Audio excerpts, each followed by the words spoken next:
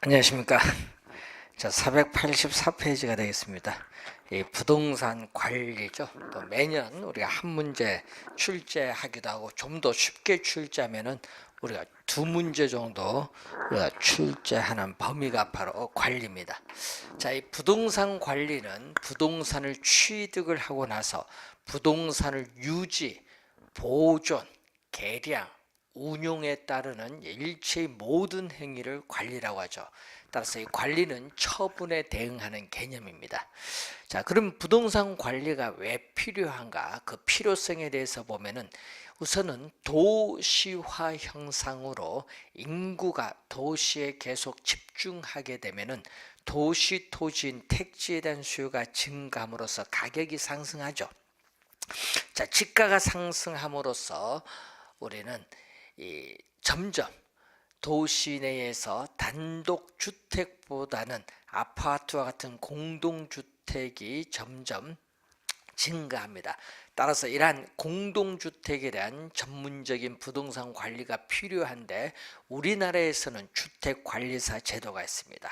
자, 두 번째는 건축 기술이 발전으로 인해서 대형 건축물이 들어섬에 따라 전문적인 부동산 관리가 필요하고 또 이러한 대형 건물의 임대차 계약에 따라 임차인이 대량으로 발생함에 따라 부재 소유자의 요구의 증대로 인해서 우리는 발생을 하겠죠. 자, 복합 개념이 나오죠. 복합 개념.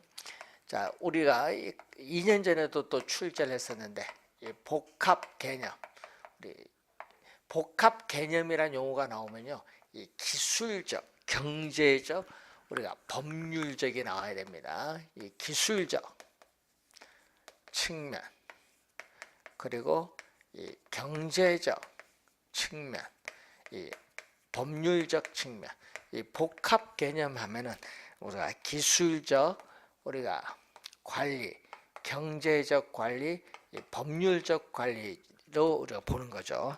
자, 기술적 관리는 이 물리적 현상에서의 유지 관리입니다. 그래서 이 기술적 측면에서의 하자, 자, 이 기술적 측면에서의 하자가 발생하기 전에 사전에 미리 예방 대책을 세워주거나 이 기술적 측면의 하자가 발생한 경우에는 그 기술적 측면의 하자를 제거해 주기 위한 기술적인 조치를 취해주는 관리를 말합니다.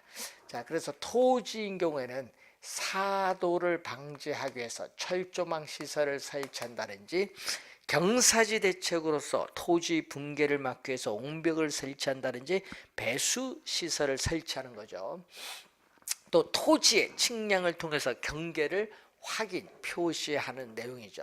자, 건물인 경우에 기술적 관리는 청소, 소독하는 위생 관리가 있죠.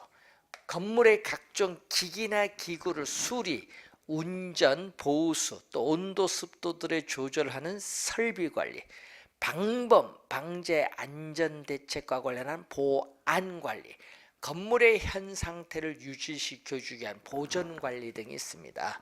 자, 경제적 관리는 특히 경영 관리를 말하죠. 경영 관리고 특히 우리가 이 기업용 부동산이나 임대용 부동산과 같은 이 수익성 부동산에 있어서의 관리에 우리가 중요한 게 경제적 경영 관리죠.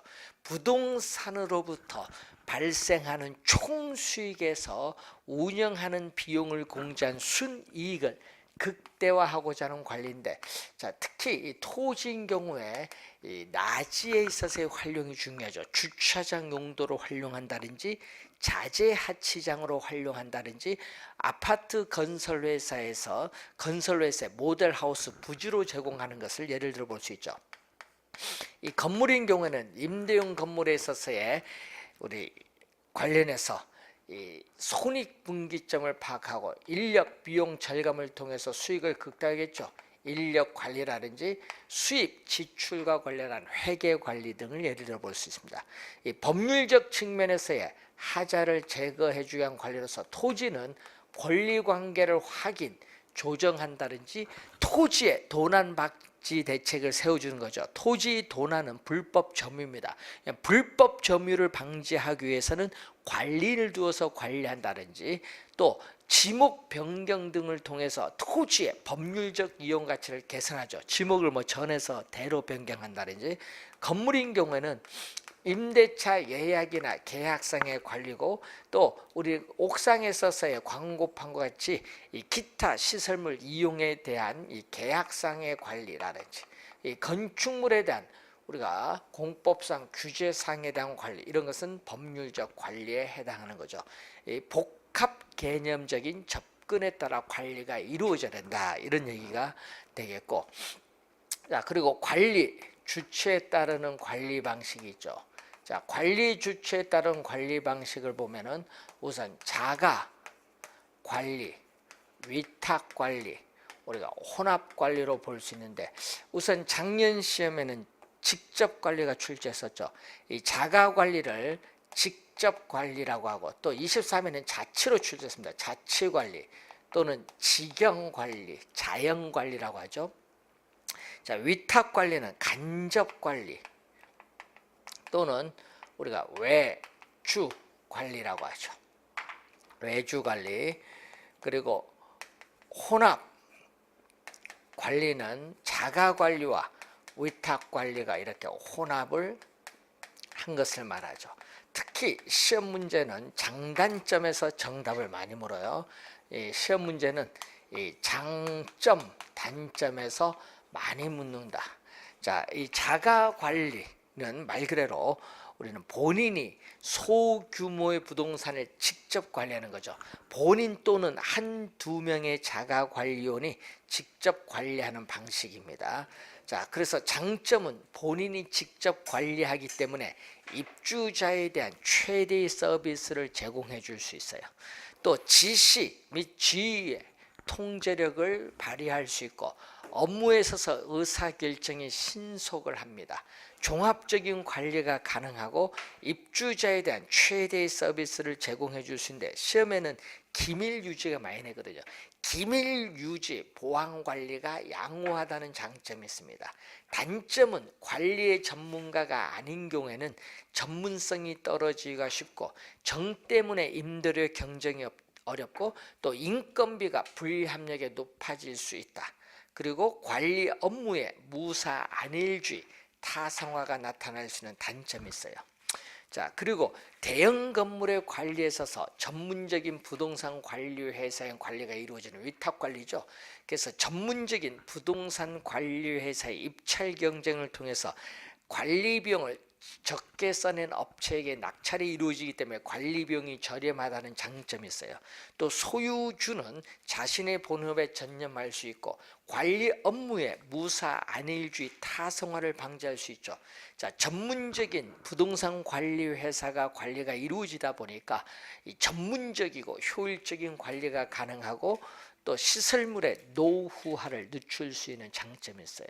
자, 단점은 위탁 관리 요원들의 인사 이동이 심하면은, 자주 바뀌면은 신뢰도가 저하될 수도 있고, 또 위탁 관리 업체가 영리만을 지나치게 추구할 경우에는 부실 관리를 초래할 우려도 있다. 그리고 기밀 유지, 보안 관리가 곤란하다는 단점이 있고, 또 위탁 관리원들에 있어서의 부동산 설비의 애호 정신이 낮습니다. 그래서 이 위탁 관리는 관리 업무의 전부를 위탁하는 거죠. 자, 관리 업무의 이 전부를 위탁하는 방식을 얘기합니다. 그리고 자가 관리는 이 필요한 부분만 선별해서 위탁하기 때문에 여기는 전부가 아니라 부분 위탁 방식이다.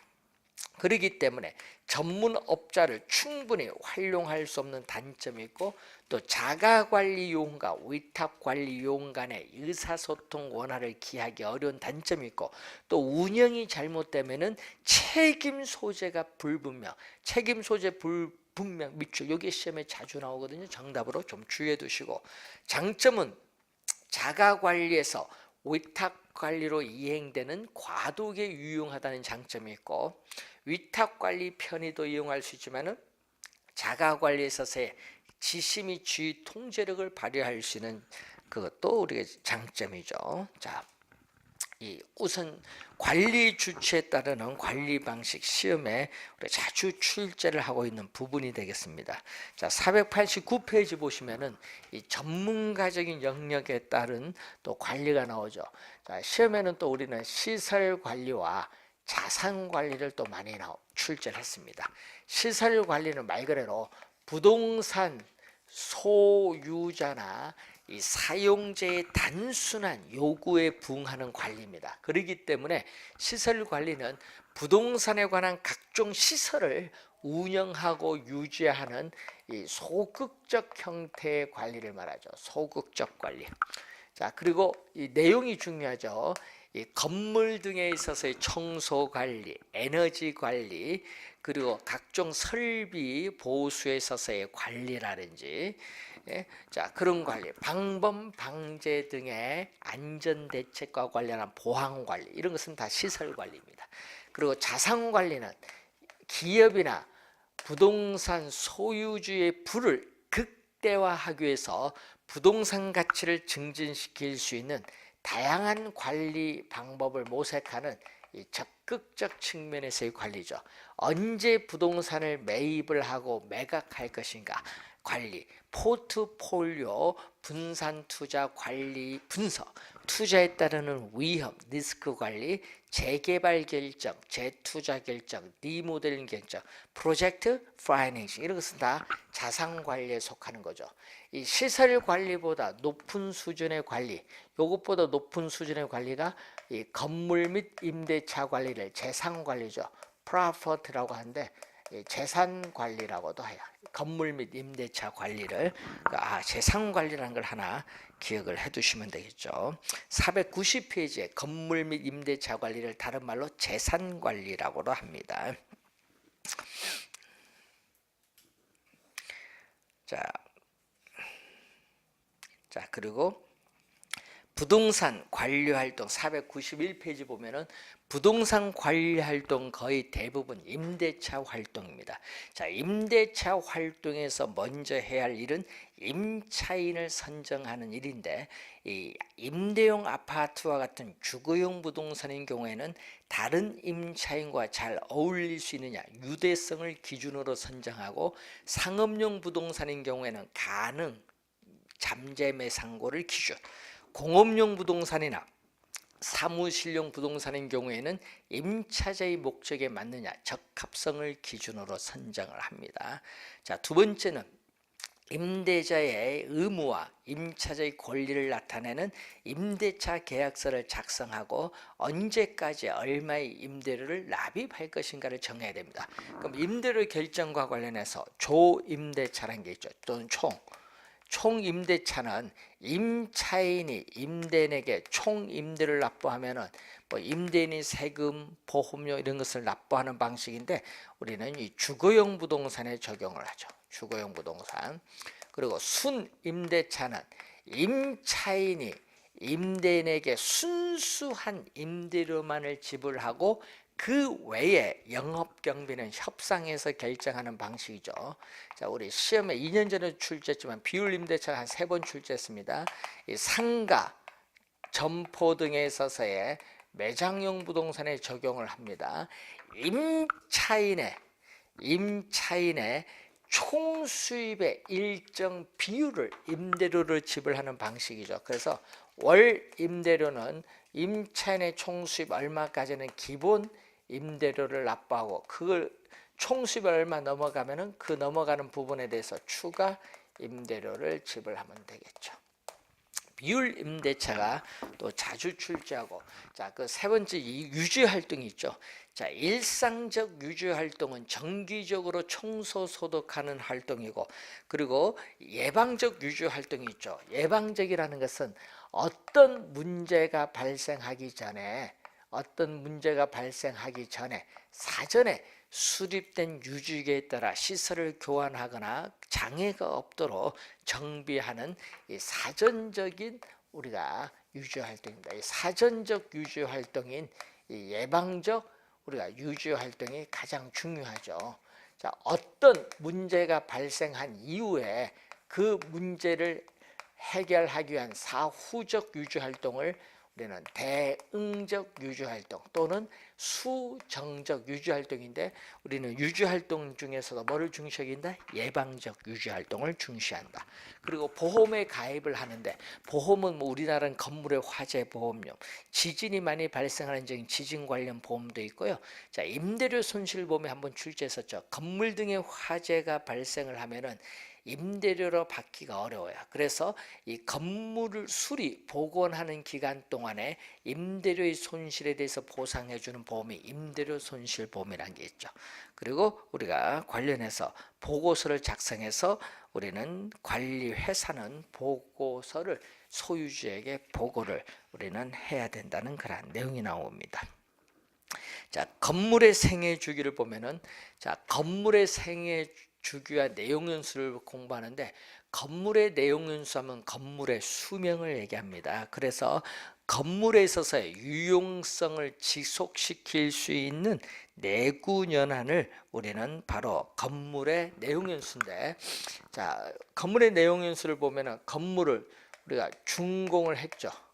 준공해서 종기. 자, 건물을 준공해서 사용에 따르는 소모나 마멸, 화재로 인한 전소, 또 시간이 경과함에 따라 비바람에 따라 노후화가 진행되면서 건물의 사용이 불가능하게 될 때까지 건물의 버팀연수를 우리는 물리적 내용연수다.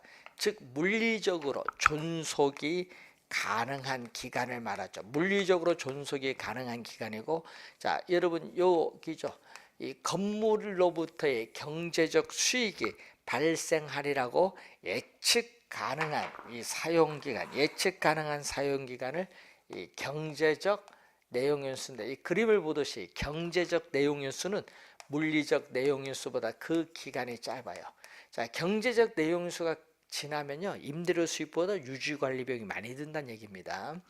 자, 그리고 기능적 내용연수는 건물이 기능적 측면에서의 유효한 기간이죠. 뭐 설계 불량, 뭐 설비 부족과 관련된 그런 기능적 내용연수가 있습니다.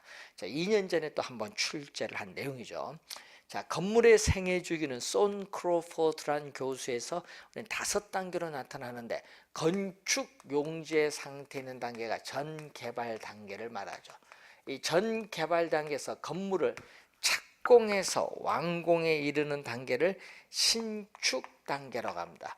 그럼 이 신축 단계는 완공에 이르는 단계인데, 이 물리적 측면, 아직 건물을 사용을 하지 안 했기 때문에 이 물리적 측면에서의 건물에 있어서의 유용성은 최고가 되죠.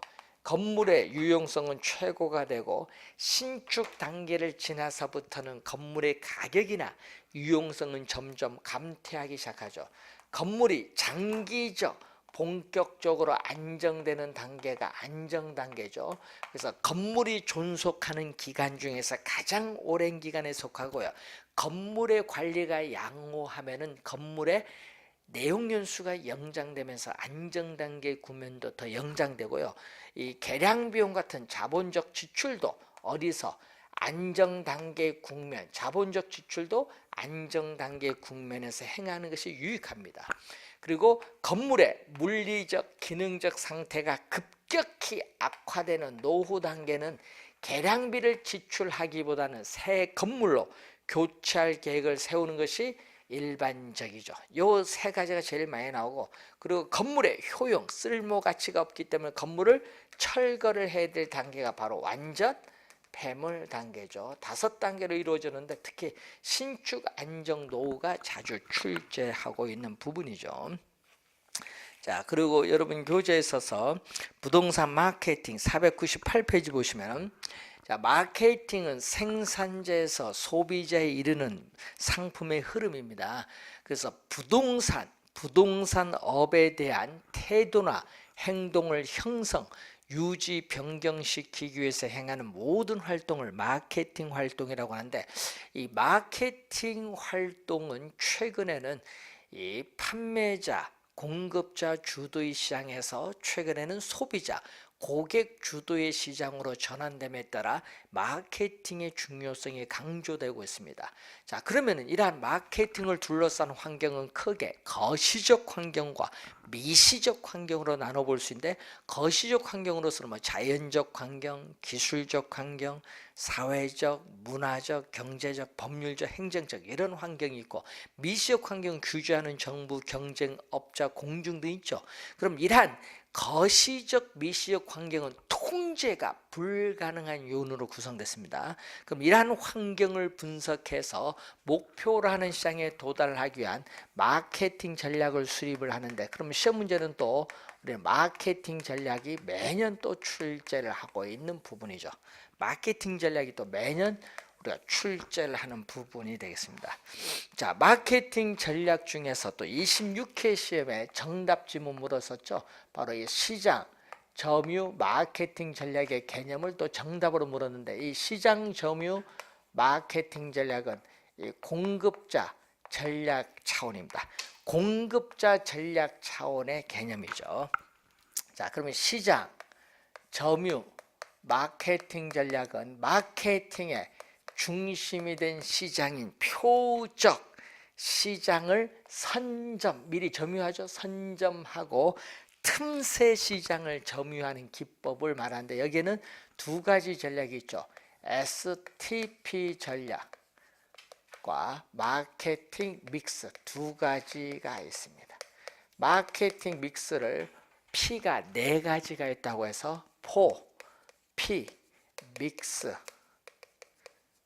전략 또는 픽스라고 하죠. STP 전략은 S는 세그멘테이션이죠. 자, 시장 세분화 전략입니다. 자, 여러분이 인구 경제학적인 특성에 따라 전체 소비자 집단을 우리는 몇 개의 몇 개의 집단으로 세분화하고 각각의 세분화된 시장에 따르는 판매 지향점을 분명히 하는 전략이죠.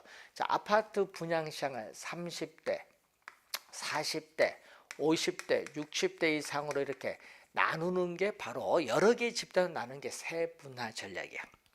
여기다가 우리는 40대를 타깃으로 삼았다. 그러면은 정하는 거죠. 자기 회사에서 우리는 공급하는 상품과 일치되는 수요 집단을 확인을 해요. 그래서 그 집단을 선정해서 어떤 상품을 공급할 것인가, 신상품을 기획하는 단계를 우리는 타겟팅이라고 해요. 타겟팅은 우리가 표적 시장을 선정하는 전략이다. 자, 이 표적 시장을 우리는 선정하는 전략이다. 자, 그래서 마지막에 뭐가 오죠? 포지셔닝이 오죠.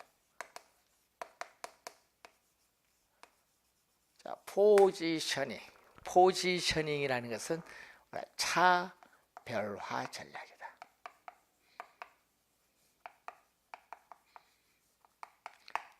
자, 여기 정했으면 여기에 공급하는 회사들이 많죠. 이렇게 동일한 표적 시장을 갖는 공급 경쟁자들 사이에서 우리는 자기 회사에서 공급하는 상품의 품질, 가격 등이 어떤 경쟁 우위 전략을 가지고 우리는 고객의 마음속에 자기 회사의 제품의 위치를 정하는 전략을 차별화 전략입니다. 여기서의 P는 요 포피에 들어오지 않는다는 걸 좀 주의해 두시고, 자, 그리고 이 세그멘테이션이 시험 문제 23, 4, 5에 3회 영속 정답 지문을 여기서 물었어요.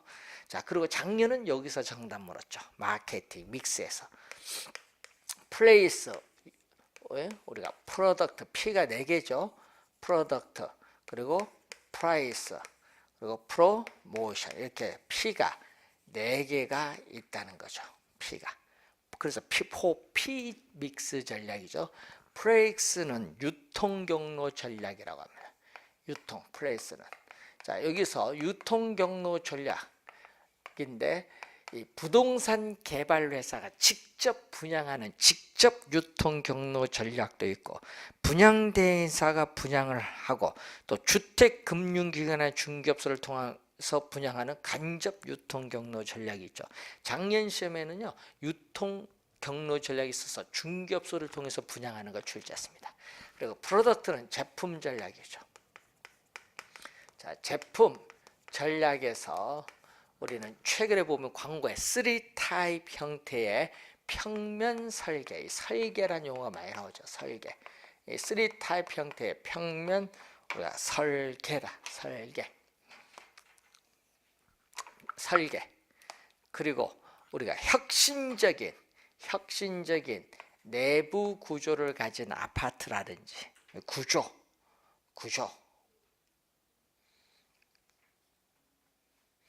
구조라든지, 자, 그리고 또 관련해서 부대 시설, 지상에 주차장을 지하화하고 우리가 지상에 녹지 공간을 확보해서 소규모 공원을 조성한다든지 실개천을 설치하는 부대 시설 배치와 관련된 것은 다 제품 전략이죠.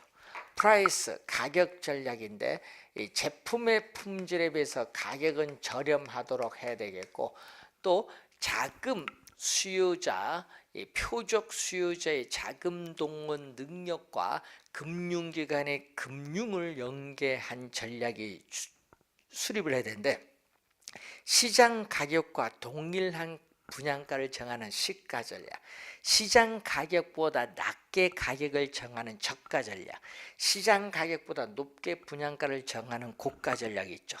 동일 회사가 공급하는 동일 평형수의 아파트를 모든 지역에 동일한 분양가를 적용하는 단일 가격 전략, 동일 회사에서 공급하는 동일 평형수의 아파트를 지역에 따라 분양가를 달리 정하는 신축 가격 전략, 할인 판매, 할부 판매 등이 있죠. 프로모션은 촉진 전략을 의미하죠. 자, 촉진 전략에는 광고가 있죠. 광고. 우선 명시된 광고주. 자, 이 명시된 광고주가 광고 대금을 지급을 하죠. 그래서 유료입니다. 그래서 부동산 상품을 소개하고 정보를 제공해 줌으로써 고객을 설득하는 과정이 광고입니다. 그래서 우리가 광고의 특성이 나오죠. 자, 부동산 광고의 특성을 보면은 우선 위치가 고정되어 있기 때문에 부동산 광고는 지역적 제한을 받아요. 또 분양 광고는 분양 기간 동안만 광고의 효과가 지속되는 시간적 제한도 있어요. 그리고 또 부동산은 이 개별성의 특성으로 인해서 부동산 이 광고에 있어서의 내용도 우리는 개별성을 가지는 것이 일반적입니다. 또 부동산 광고는 살 사람 팔 사람 모두 대상으로 하는 광고의 양면성을 가지고 있죠. 자, 그리고 또 광고 매체에 따르는 분류로서 우리는 TV 광고 시청각 효과, 라디오는 청각 효과로서 비용은 비싸지만 효과는 크죠. 그리고 신문 광고라는 게 있죠. 신문 전면을 통해서 우리는 상세한 설명, 캐치프레이즈, 사진 등을 통해서 광고하는 전시 광고. 또 공간에 제약이 있기 때문에 야거 등을 하죠. 땅, 금매. 이것은 안내 광고. 자, 직접 우편물회용 광고, DM 광고인데 이거는 표적 고객층을 대상으로 하기 때문에 효과가 좋죠. 그리고 영업 점포에 간판 등의 색상을 통해서 하는 점두 광고. 그리고 실용적인 작은 물건을 통해서 중개업소 명도 알리고 고객의 감사의 마음도 표하고 계속 이용해달라는 호의적 관점에서 행하는 노벨티 광고, 이런 거죠. 이런 것은 우리 광고 매체에 따른 분류고, 신문 기사나 뉴스 기사를 통해서 우리는 무료인 경우가 대부분인 홍보, 보험 설계사나 방문 판매처럼 고객과 직접 대면 접촉을 통해서 쌍방향 커뮤니케이션을 통해서 강한 설득을 통해서 판매하는 인적 판매. 그리고 판매 촉진이 있겠죠. 판매 촉진.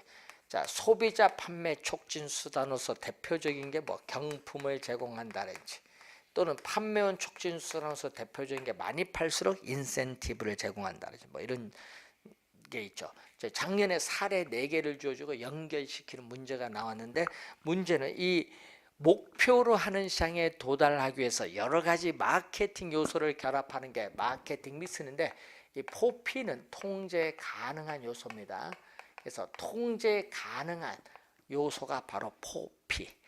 거시적, 미시적 마케팅 환경은 통제가 불가능하지만 이 포피는 통제가 가능하다는 걸 염두에 두시고, 자, 이건 공급자 차원의 전략이고, 그런데 문제는 공급자 차원이 아니라 이 소비자 행동 이론 차원에서 나온 게 있죠. 자, 이 소비자 행동 이론 차원에서 우리가 나타나는 게 있어요. 자, 그래서 심리적 측면에서 우리가 강조하죠. 이 심리적 측면을 강조하는 고객 점유 마케팅 전략이 있어요. 고객 점유 마케팅 전략. 자, 고객 점유 마케팅 전략은 우리가 아이다의 원리를 의미하죠. 자, 앞에 A는 attention이죠. attention, 주의, 주목을 끌고 그것을 interest, 관심, 흥미를 불러일으킨 다음 desire, 욕망을 일으켜서 그 욕망을 액션, 구매, 행동으로 나타나는 겁니다. 이렇게 소비자의 구매 의사 결정 과정에 각 단계에 서서 소비자와의 심리적 측면의 접점을 마련하여 전달하고자 하는 메시지 톤, 그리고 취지, 강도 등을 조절해서 마케팅 효과를 극대화하고자 하는 노력이 고객 점유 마케팅 전략입니다. 자, 그리고 관계 마케팅 전략 있죠. 관계. 자, 관계 마케팅 전략. 자, 관계 마케팅 전략은 소비자와 생산자 간의 장기적이고 지속적인 상호 관계를 유지하는 전략으로서 우리가 브랜드와 연관 있는 게 관계 마케팅 전략. 올해는 이 두 개에서 좀 정답을 물을 가능성이 좀 있거든요. 그래서 확인 좀 해두셔야 될 부분이 되겠습니다.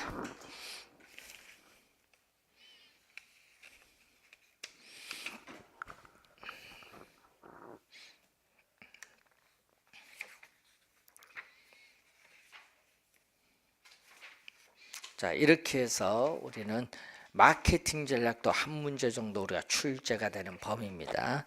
자, 537페이지로 오시면은 감정평가가 나오죠. 그게 감정평가 및 감정평가사에 관한 법률 제2조 제2호에 따라 감정평가의 개념이 나옵니다. 감정평가는 이 토지 등의 경제적 가치를 판정하여 그 결과를 가액으로 표시하는 건데, 이 감정, 우리가 평가의 목적이나 대상 물건의 성격 등에 따라 감정평가 활동을 능률리하기 위해서는 감정평가를 적절하게 평가할 필요가 있어요. 그래서 이 평가 주체에 따른 분류가 나오죠. 자, 이 평가 주체에 따라서 공적 평가와 공인 평가가 있죠. 공적 평가는 평가의 주체가 공적 기관인 경우인데, 독일이나 오스트레일리아, 호주는 공적 기관이 평가합니다. 공인 평가, 우리나라, 일본, 미국은 공인 평가입니다. 국가 또는 공 주체가 일정한 자격을 부여해 주죠. 그래서 국가 또는 우리가 기관에 의해서 일정한 자격을 부여받은 개인이 평가의 주체가 되는 제도입니다. 그래서 우리나라는 공인평가입니다. 자, 강제성 여부에 따라 또 나누죠. 자, 강제성 여부에 따라 강제성이 있으면은 필수적 평가, 강제성이 없으면은 우리가 임의적 평가죠. 자, 감정평가 의뢰인은 어떤 일정한 사유가 발생하면은 반드시 감정평가 기관의 평가를 받아야 되는 게 필수적 평가죠. 그래서 경매시장의 경매물건, 공매시장의 공매물건, 또 국가가 국유재산을 처분하고자 할 때는 반드시 감정평가기관의 평가를 받아서 신문 공고를 통해서 매각을 해야 돼요. 임의적 평가는 이해관계인 자유로운 임의에서 행해지는 평가인데, 자, 여러분이 부동산 담보대출 받고 싶다. 여러분의 자유로운 의사죠.